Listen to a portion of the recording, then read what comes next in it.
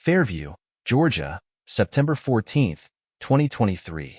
Pastor Samuel Wright, a 52-year-old respected church leader, and Sarah Mitchell, a 38-year-old choir member, were found dead in the basement of St. Mark's Baptist Church.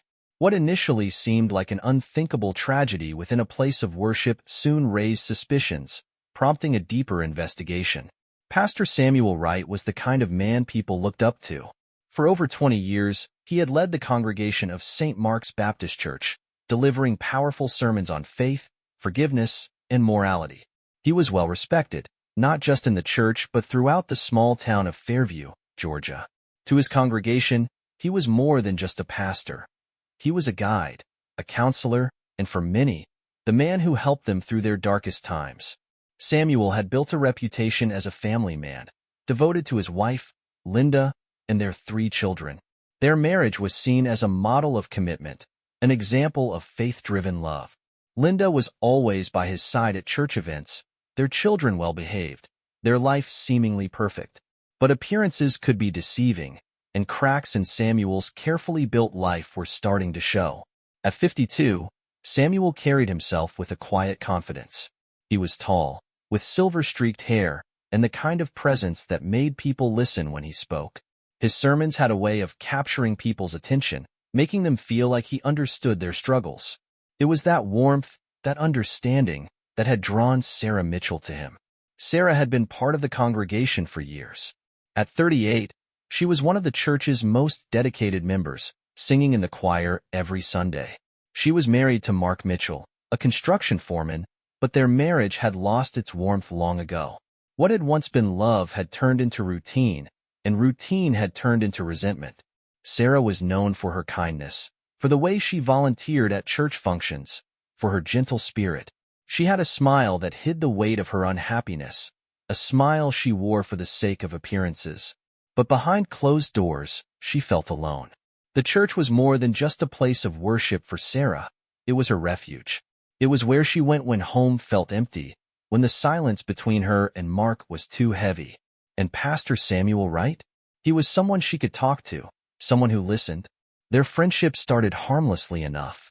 She had come to him for advice, for guidance, for a listening ear. He had counseled her, as he had so many others before. But somewhere along the way, the conversations changed. They became longer, more personal. What had started as talks about faith and marriage turned into talks about their personal struggles, their frustrations, their unmet desires. Samuel had his own burdens, the pressure of leadership, the weight of expectations, the feeling that his marriage was more about duty than love. He had spent years being the man everyone looked up to, the man who had to have all the answers, the man who had to be strong. And yet, with Sarah, he found something different. She understood. She listened. She saw him, not as a pastor, not as a leader, but as a man. The more time they spent together, the deeper the connection grew. It wasn't just emotional anymore. There were glances that lingered too long, touches that felt too intimate, conversations that danced around the truth of what they both wanted but knew they shouldn't have. Fairview was a small town. People noticed everything. Whispers had already started. The congregation wasn't blind to the way Samuel and Sarah spoke to each other, to how often she stayed after choir practice, to the way his eyes softened when he looked at her. But no one wanted to believe it. Not about Pastor Wright. Not about Sarah Mitchell, the woman who led prayer circles and helped with Sunday school. It was easier to dismiss the whispers as gossip, to ignore the uneasy feeling in the air. Meanwhile, at home, Linda was growing more suspicious. She had been married to Samuel for 27 years. She knew when something had changed. He was coming home later, his excuses growing thinner. He was distant, distracted, his touch colder than it had ever been. And Mark? Mark had noticed the same changes in Sarah. She wasn't the same woman he married. She wasn't present, wasn't interested, wasn't even trying to hide her discontent anymore. Sarah didn't argue with Mark like she used to. She didn't get upset when he came home late from work. She just stopped caring. And that scared him more than anything. Neither Linda nor Mark had proof. Not yet. But they knew something was wrong. And the town? The town was starting to talk. At St. Mark's Baptist Church, Sunday service still went on as usual. Samuel still stood at the pulpit, preaching about loyalty, faith, and resisting temptation. Sarah still stood in the front row of the choir, singing with a voice so full of devotion that no one questioned what lay beneath it. But behind the doors of the church, behind the polite smiles and the quiet conversations, temptation was already taking root. At first, their conversations were innocent. Sarah had always looked up to Pastor Wright, seeing him as a mentor, a man of wisdom who could offer guidance when she needed it most. She had come to him before, seeking advice on her marriage, on how to navigate the growing emotional distance between her and Mark. Samuel had listened patiently, offering scripture and comfort, reminding her that marriage was a sacred bond that required effort, patience, and faith. But somewhere along the way, their dynamic shifted. The words between them became softer, more personal. Sarah started confiding in him about things she had never told anyone. How lonely she felt, how the connection with her husband had eroded into nothing more than routine. Samuel, in return, found himself opening up as well. He spoke of the weight of leadership, of the constant expectations placed on him, of how Linda seemed more like a partner in duty than a wife. They weren't just pastor and congregation member anymore. They were two people finding solace in each other's company, and that was dangerous. Meetings that started as casual discussions about church events became longer, stretching into late evenings where they lingered too long in his office.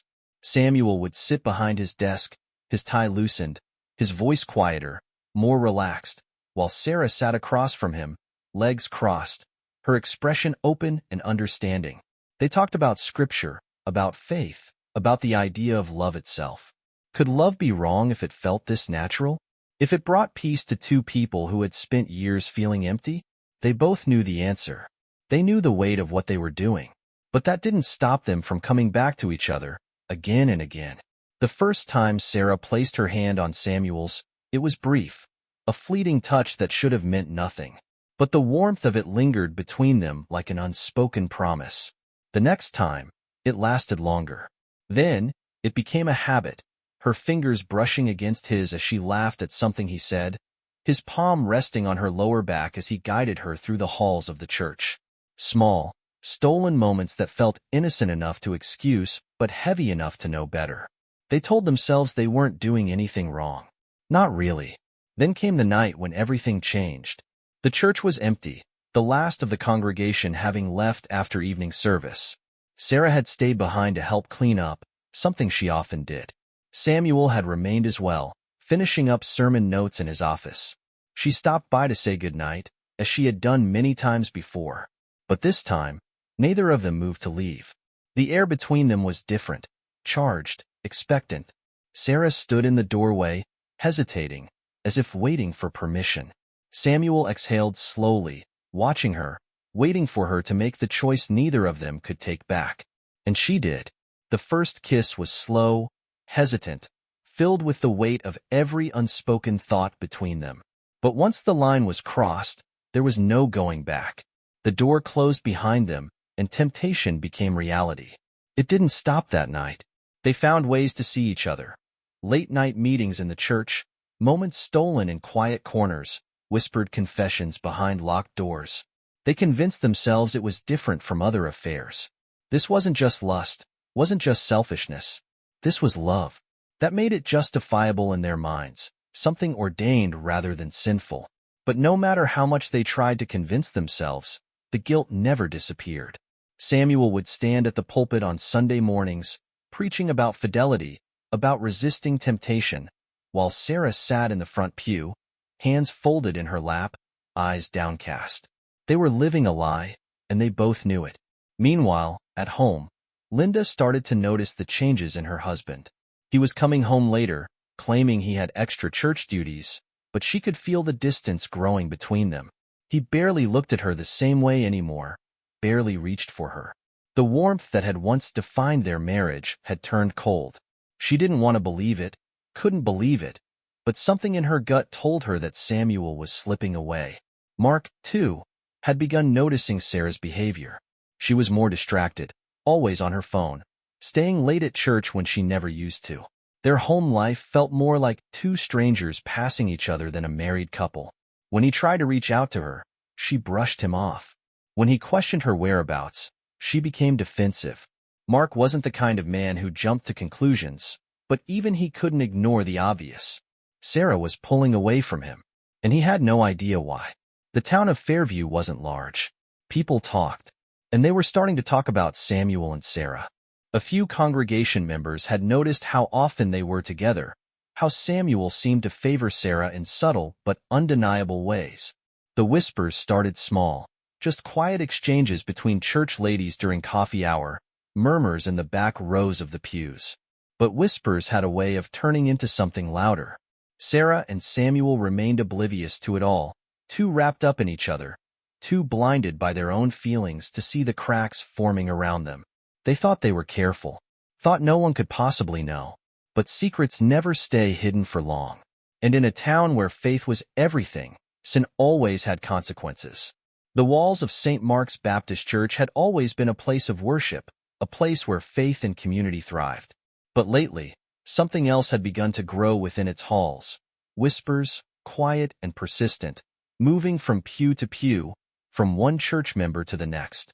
It started small, just subtle observations exchanged between longtime parishioners over post-service coffee.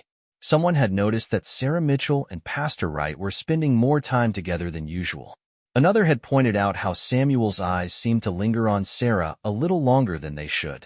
At first, these suspicions were nothing more than passing thoughts, things that people brushed off. After all, this was Pastor Wright. He was a man of God, a pillar of morality. The idea that he could be straying from his vows was almost unthinkable. Almost. The first real spark of suspicion came one evening when Helen Carter, a lifelong member of the church and one of its most devout attendees, happened to pass by the pastor's office after choir practice. The church was quiet, the halls mostly empty, but through the partially open door, she saw a glimpse of Sarah stepping out. Her face was flushed, her hands smoothing the hem of her dress in a way that looked nervous, maybe even guilty. Helen stopped in her tracks, her heart hammering as she pressed herself against the wall, hidden in the shadows. A moment later, Pastor Wright appeared in the doorway, watching Sarah walk away before slowly closing the door. Helen wasn't one to spread rumors, but she also wasn't one to ignore them. That Sunday, while standing with a group of women after service, she casually mentioned what she had seen. "I'm sure it was nothing," she had said, stirring her coffee, but it did seem a little strange. The others exchanged glances, each recalling their own observations. How Samuel had seemed distracted lately, how Sarah's demeanor had shifted, how something about the way they interacted just didn't feel right. As the whispers spread, Linda Wright began to sense a shift as well.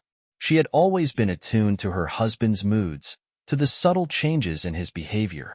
Lately, he had been distant, preoccupied, coming home later and later with vague explanations about church matters.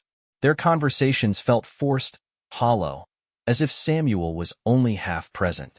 The warmth that had once filled their marriage had been replaced by something cold, unfamiliar. She tried to dismiss it at first. Samuel was a busy man, a pastor with responsibilities that often stretched beyond the church walls. But when she caught him checking his phone late at night, his expression guarded, a sliver of doubt crept in. When she pressed him on it, he brushed her off, claiming it was just emails from the church board. Linda wanted to believe him. She needed to believe him, because if she didn't, she would have to face something far more terrifying. The possibility that her husband, the man who preached about morality and faith, was betraying her. Mark Mitchell, meanwhile, was running out of patience. Sarah had been distant for months, but now, she barely even looked at him. When he reached for her at night, she pulled away. When he asked her what was wrong, she gave short, clipped answers, her gaze always somewhere else.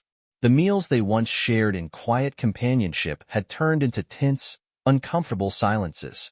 One evening, after another night of cold indifference, Mark finally snapped. "Are you seeing someone?" he asked, his voice sharp, accusing. Sarah's eyes widened for just a fraction of a second before she scoffed. "That's ridiculous," she said, standing up from the couch and walking toward the kitchen.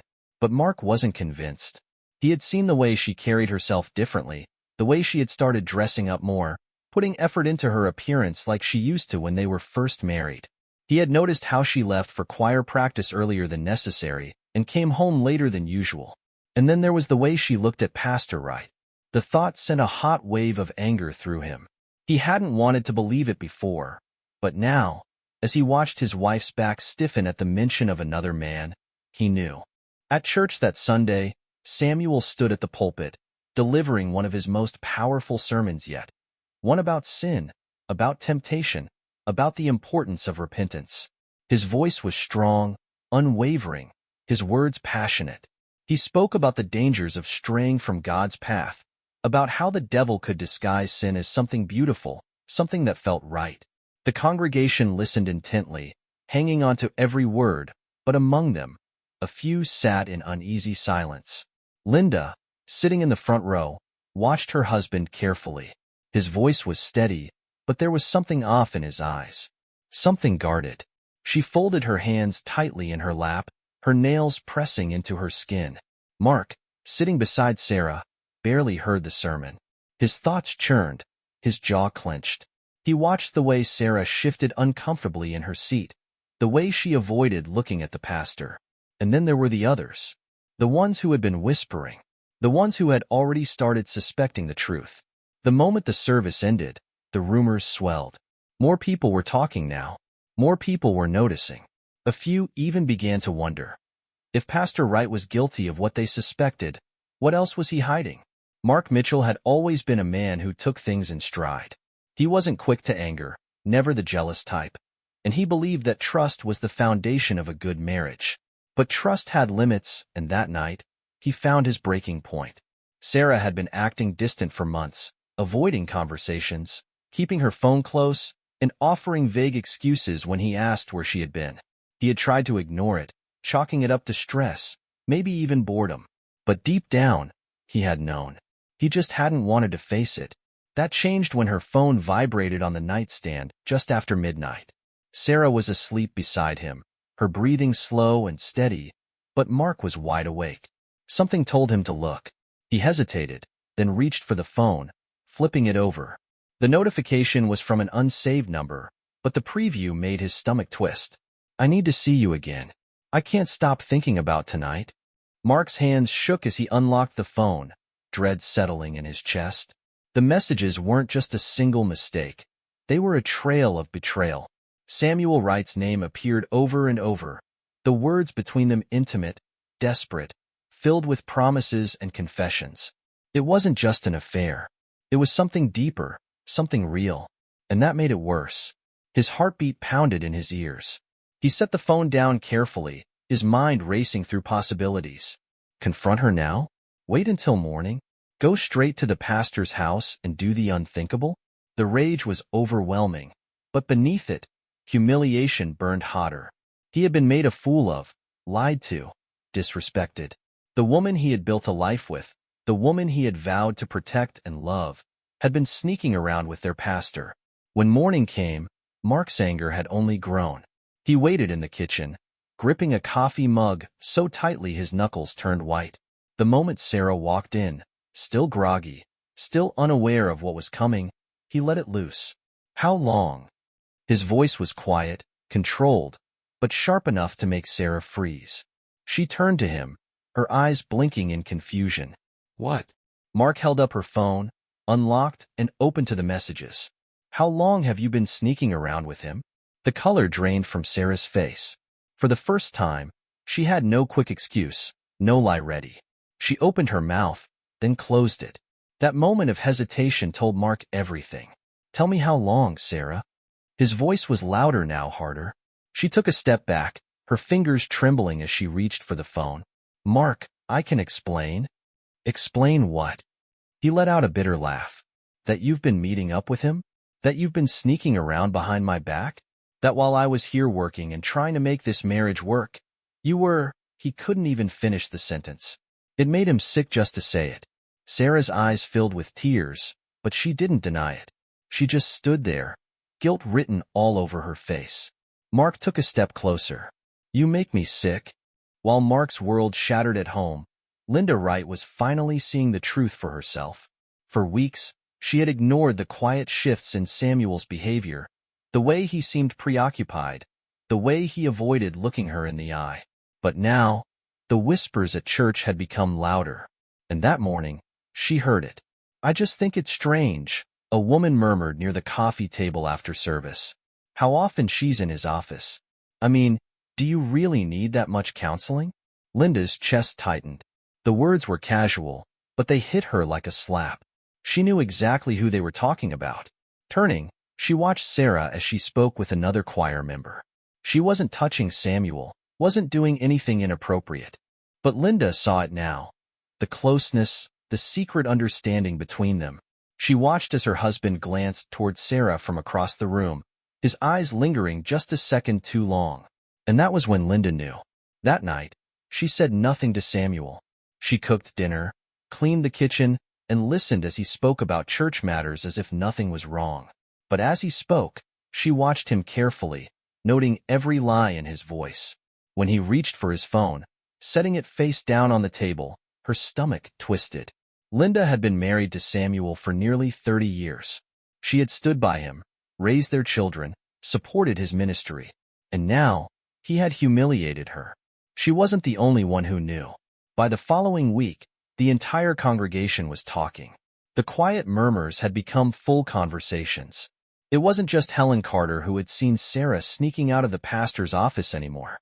Now, others were coming forward with observations. The way Samuel seemed distracted during sermons, the way Sarah stayed later than necessary after choir practice, the way they looked at each other. No one had proof. Not yet. But the truth was starting to feel inevitable. Samuel and Sarah felt the walls closing in.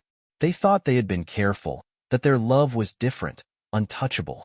But now, they could feel the shift, the way people looked at them differently. One Sunday morning, after service, one of the deacons approached Samuel. "Pastor, can we talk?" The tone was off. The way the man avoided eye contact, the way his voice was too careful. Samuel knew exactly what was coming. It had begun. He and Sarah met that evening, hiding away in his office like they always did. She was shaking, her hands gripping the edge of the desk. "They know." Samuel ran a hand through his hair, pacing. "They suspect. That's different." Sarah looked up at him, her expression pleading. "What do we do?" He didn't have an answer. He wanted to tell her they would figure it out, that it would pass, that their love was strong enough to survive this. But even he knew it was a lie. Outside the church walls, the town of Fairview was already choosing sides. Some believed the rumors were nothing but gossip, a cruel attack on a beloved pastor. Others were certain. Samuel Wright was not the man they thought he was. The pressure was mounting. The once unshakable foundation of St. Mark's Baptist Church was beginning to crack under the weight of scandal. What had once been dismissed as baseless rumors had now turned into undeniable truth. Some members of the congregation still clung to their faith in Pastor Samuel Wright, believing he was the target of jealousy and small-town gossip. But others had seen too much, heard too much, and felt betrayed by the man who had once preached about loyalty, morality, and family values. Sunday services had become noticeably tense. The usual warmth in the sanctuary had faded, replaced by hushed conversations and uncertain glances. Attendance was dwindling. Families that had once gathered in the front pews now sat in the back, reluctant to be seen as supporters of the disgraced pastor. Others stopped coming altogether, their absence speaking louder than words. The offering plate, which had once overflowed, now came back half empty. Samuel knew his influence was slipping. He could see it in the way people avoided eye contact when he greeted them, in the way longtime members now whispered behind his back instead of shaking his hand. He tried to carry on as if nothing had changed, delivering sermons with the same conviction as before. But he could feel it, the doubt in their eyes, the questions they were too afraid to ask outright. He was losing them, and there was nothing he could do to stop it. At home, his wife Linda was struggling to hold herself together. For 30 years, she had stood by Samuel's side, supporting him, raising their children, dedicating herself to the church. But now, she was the wife of a man whose name had become synonymous with scandal. She could no longer walk into town without feeling the weight of people's stares, the quiet judgment that followed her wherever she went. Friends who had once confided in her now kept their distance, unwilling to be caught in the middle of her husband's downfall. Linda had always believed in forgiveness. She had spent her entire marriage putting faith before doubt, trusting that Samuel was a man of God who would never betray her. But the truth was now impossible to ignore. His late nights, his distant demeanor, the way his phone never left his pocket, all the signs had been there, and she had chosen to look away. Now, she was paying the price for her blind faith. Meanwhile, Mark Mitchell's anger was becoming uncontrollable. Ever since discovering Sarah's affair with Samuel, he had become a shadow of the man he once was. His patience had disappeared, his temper had grown unpredictable, and his drinking had escalated from casual to reckless. He had never been the type to turn to alcohol, but lately, it was the only thing that seemed to numb the rage inside him. His job performance suffered. His coworkers noticed the change almost immediately. He came in late, looking tired and unshaven, barely speaking to anyone. When he did talk, his words were sharp, filled with resentment toward a world that had betrayed him. His supervisors warned him that his behavior was becoming a problem, but Mark barely cared. Work no longer mattered. Nothing mattered except making Sarah and Samuel pay for what they had done. At home, things were worse. The house, once filled with warmth and conversation, had become a battleground. Every interaction between Mark and Sarah ended in shouting. When Sarah tried to defend herself, he threw her words back in her face, reminding her that she had destroyed everything they had built together. When she tried to ignore him, he found new ways to get under her skin, making veiled threats, slamming doors, breaking dishes. The neighbors began to notice. Late at night, the sound of raised voices, shattered glass, and slamming doors echoed through the quiet neighborhood. Some whispered about calling the police, but no one wanted to get involved in another couple's personal problems. Later, some would admit that they had sensed something terrible was coming, but at the time, they had assumed it was just a marriage falling apart. At the church, things were just as unstable. Samuel's credibility was crumbling. Even those who had defended him at first were beginning to reconsider their loyalty. One of the church elders, a man who had known Samuel for years, pulled him aside after a particularly tense service. "Pastor, we need to talk," he said, his voice carefully measured. The conversation took place behind closed doors, but the outcome was clear. The church board had lost confidence in Samuel. Attendance had dropped, donations had decreased, and the congregation was divided. They could no longer ignore the damage his actions had caused. If St. Mark's Baptist Church was going to survive, they needed a leader the community could trust. Samuel was given two choices: resign or be removed. That night, he sat in his office alone, staring at the empty sanctuary through the stained glass windows. He had spent decades building this church, growing it from a small congregation into one of the most respected places of worship in town. And now, it was all slipping away. But while Samuel worried about his reputation, outside the church walls, a far greater danger was growing. Mark wasn't just angry anymore. He was unraveling.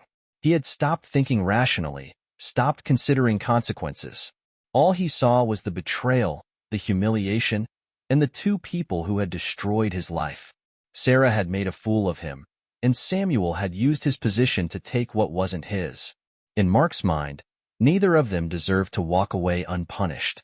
One night, he drank until his vision blurred, then drove to the church parking lot and sat in his truck for hours.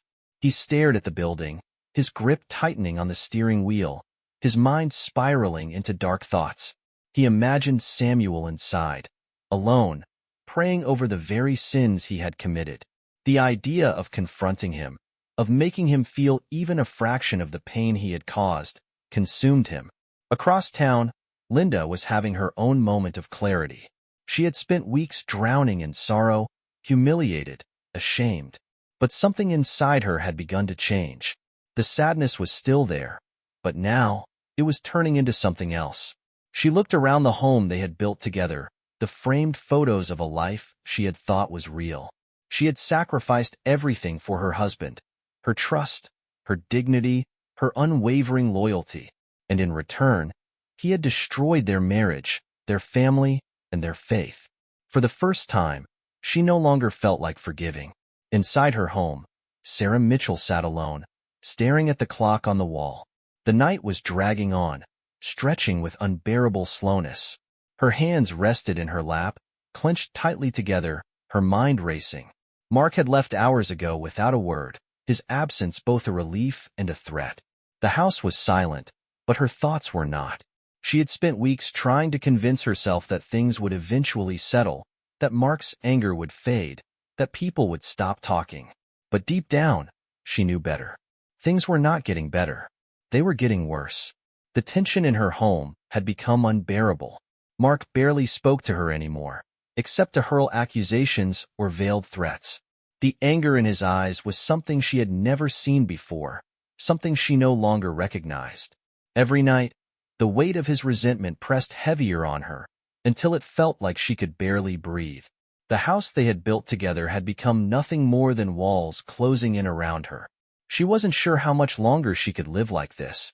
Her phone buzzed on the kitchen table, the sudden vibration breaking through the silence. Her breath caught as she reached for it, her fingers unsteady. The message was short, direct. "Meet me at the church. We need to talk." There was no name, no explanation, but she didn't need one. She already knew. Her heart pounded as she stared at the words on the screen. It had to be Samuel. He had been distant lately, withdrawn, almost as if he was preparing to disappear. Their last conversation had left things unfinished, unresolved. Maybe tonight was the night he had finally made a decision. She needed to hear him say it, to tell her that all of this hadn't been for nothing. Without a second thought, she grabbed her coat and slipped out the door. Across town, Samuel Wright was doing the same. He had been sitting in his study when his phone rang, the voice on the other end calm, deliberate. "Pastor, we need to talk. Meet me at the church. Come alone." He hadn't questioned it. His entire life had been built on conversations behind closed doors, decisions made in secret. He knew how these things worked. Someone, maybe an elder, maybe a long-time member, wanted to speak privately, away from judgmental eyes. It wasn't unusual. What was unusual was the tone. The request had been made without hesitation, without room for negotiation. There was something final about it. But Samuel had spent his entire life guiding people, convincing them to trust him. Maybe, if he could just explain himself, he could still turn this around. Linda was already asleep by the time he left, her back turned toward him, the space between them in bed feeling wider than ever. He didn't wake her. He didn't say goodbye. The drive to the church was short, the roads nearly empty at this hour. The town was asleep, unaware that by morning, everything would change. Sarah arrived first, pulling into the empty lot behind the church. The building loomed in front of her, its familiar outline now dark and unfamiliar. The doors were unlocked, just as they had always been. The church had always been open, welcoming, a safe place. But tonight, something about it felt wrong. She stepped inside, closing the door softly behind her. The air inside was thick, stale. The usual warmth she felt in these halls was absent, replaced by an eerie stillness. She hesitated, listening. Nothing. Not even the faint hum of the heating system. The message had told her to meet in the basement. She moved carefully through the hallway, her footsteps unnaturally loud against the wooden floor. The stairwell leading down was dimly lit, the single bulb flickering overhead. She had been down these stairs 100 times, for choir practice, for storage runs, for private conversations with Samuel. But tonight, each step felt heavier. The basement smelled of old books and candle wax, of dust settling in forgotten corners. She stepped forward, her heart pounding. Something felt off. The silence wasn't comforting. It was suffocating. A faint noise echoed from behind her, a shift in the darkness. She turned sharply, her breath catching in her throat.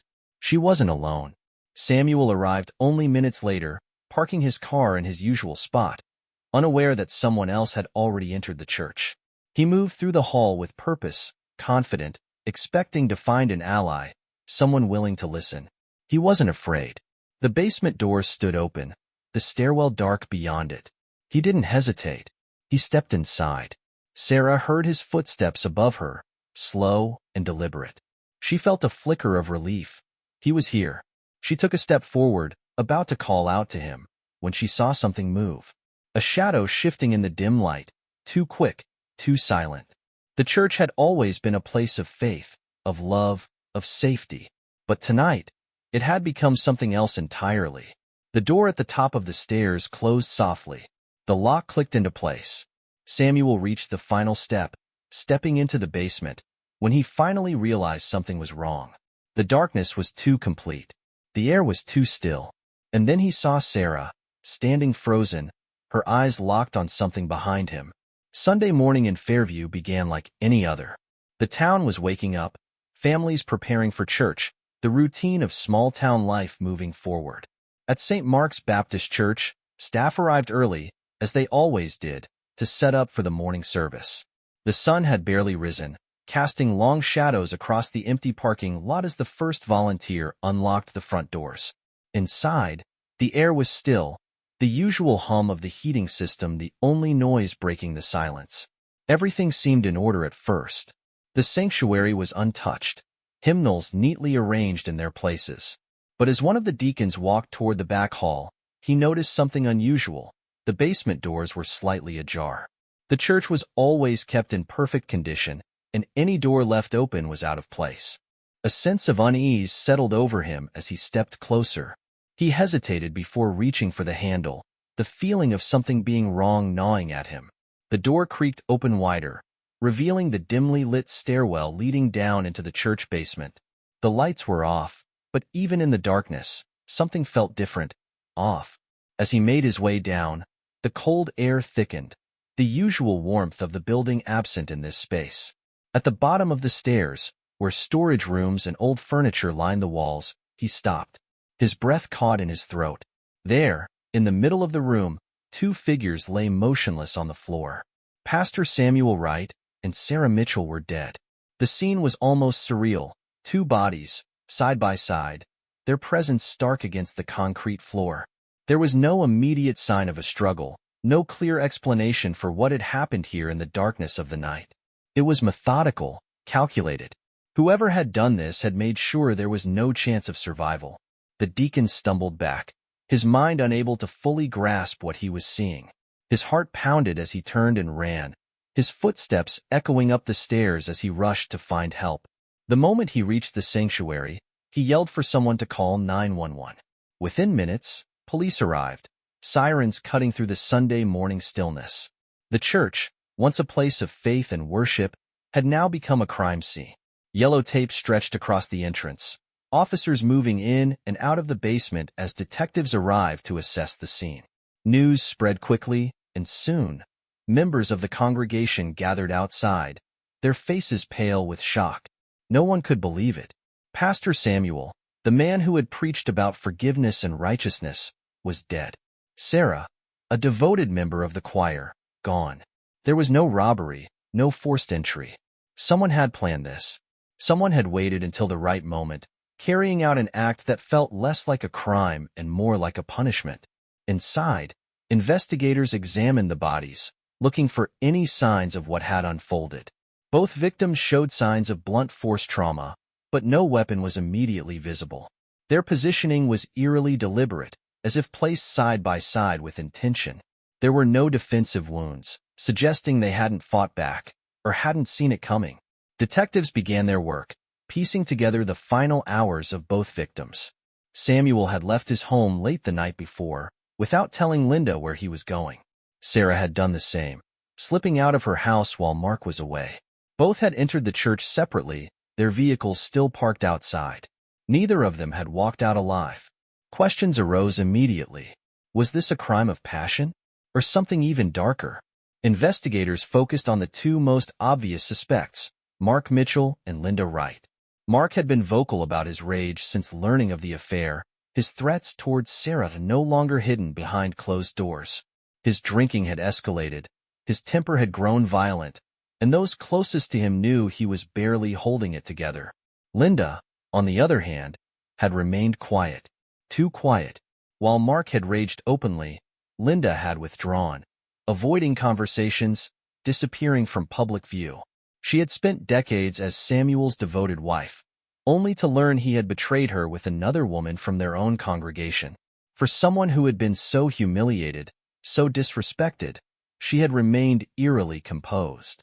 Outside the church, reporters had already begun arriving, cameras flashing as the crime scene tape fluttered in the breeze. The town had never seen anything like this.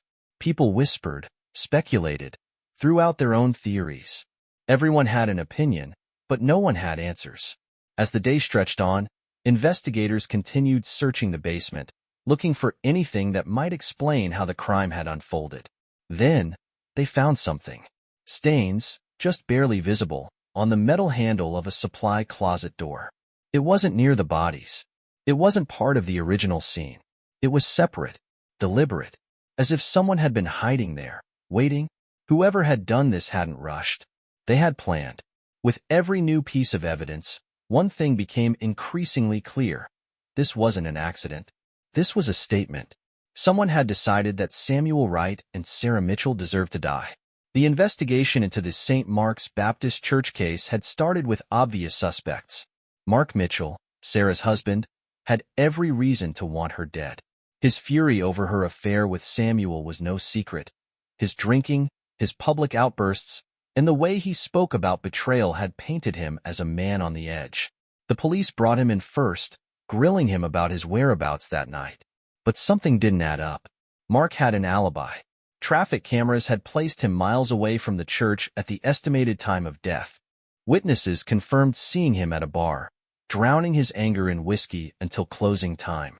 His anger had been loud, but it hadn't been violent. Despite his threats and drunken rants, there was no evidence tying him to the crime. That left Linda Wright, the grieving widow. At first, she had played the part perfectly, quiet, composed, standing in the background while the town speculated about the incident. She had accepted condolences with a heavy nod, her voice breaking just enough to sound believable. But as the investigation progressed, her mask began to slip. Detectives noticed small inconsistencies in her story. She claimed she had been asleep when Samuel left the house that night, but phone records showed that her device had been active, searching the internet well past midnight. The searches were vague but troubling. Bible verses about betrayal, cleansing sins, and divine justice. Then, investigators found something even more damning.